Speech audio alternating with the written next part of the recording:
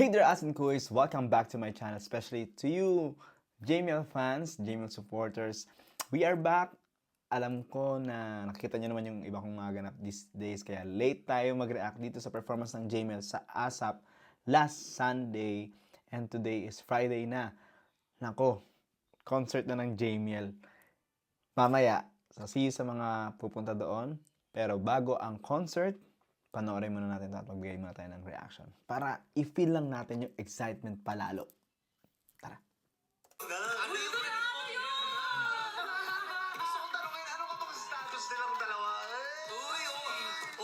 O yung swerte ng mga audience. Kung tama ang alala ko, guys, this is a taped episode. And now na nandyan sila, yung host, kitang-kita yung mga audience ko. So kung nanood tayo, kita pala tayo dyan. Pero, schedule. Ganyan. Ilang kami, hindi naman okay, magkaibigan kasi kami dalawa din. Etong dalawang magpo-perform kasi Kuya Robs, grabe sila to magkasama sa stage. Yung chemistry nila. Oo, sobrang agree ako dyan, Darren. Pero hanggang sa panahong magsalita na sila, enjoy muna natin yung musika nila. Ikaw talaga, no? Guys, hanap na kayo ng kayakap ngayon. Hanap kayo ng kayakap. Okay. Lahat, pag dito, nauna ako. Doon ka sa kabila. Doon ka sa kabila. Kulit. Yeah. Hanap na kayo ng kayakap dahil may harana sila para sa Hindi ba si Maymay tsaka si Edward? lahat ng mga couples Side out chika. there. Ito na, ang hottest musical tandem, ang JML We Give You, JM De La Serna and Mariel Montero! Woohoo!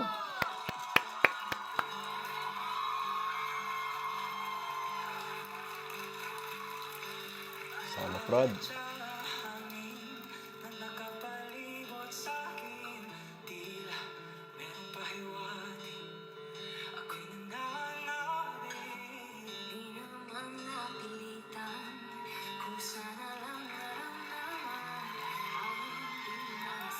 Yeah. Okay. Ang ganda ng first parts nilang dalawa. Si JM, he started the song na you can feel yung kilig dun sa kanta na yon. And then, pasok ni Mariel na ang atake niya, depth. Dama mo yung lalim ng kanta dun sa boses na binigay ni Mariel ng pagpasok niya. Tuloy natin. Wow!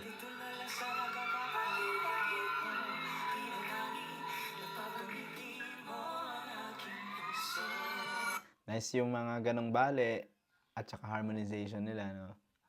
Very good.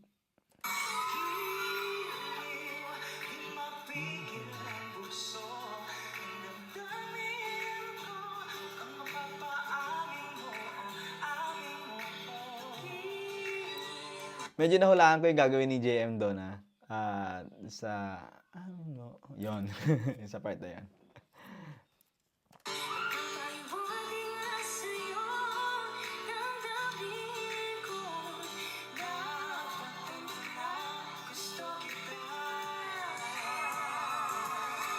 Gusto pala eh. Kinikilig yung mga JML, mga ganyan. Mga JML fans, kinikilig yan pag mga may ganyan. Tsaka yung tingin na naman ng dalawa, oh. Wala ako sa studio eh.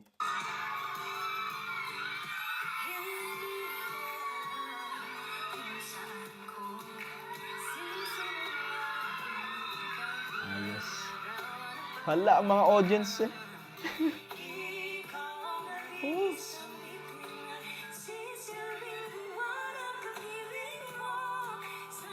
Yeah!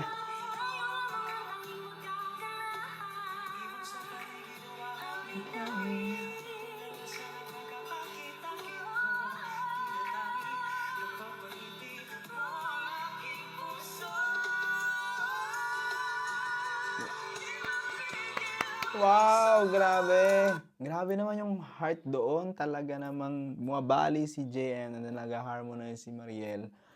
Wow. Good job. Good job sa inyong dalawa. Mamaya, babatiin ko kayo. Ulit.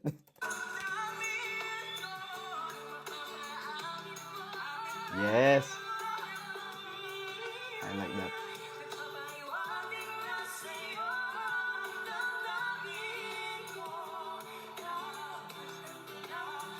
Sungkit ka.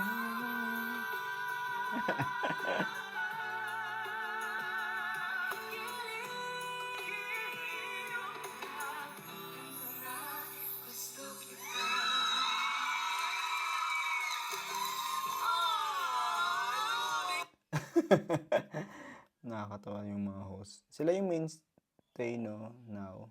Ay, putan nga natin yung nagtinginan yung dalawa sa banda yun.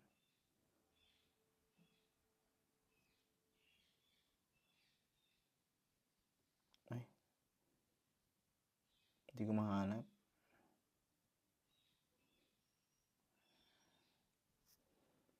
Ayun na lang. Okay. So, obviously, nabigyan ng Jamiel ng justice yung song na Mahika.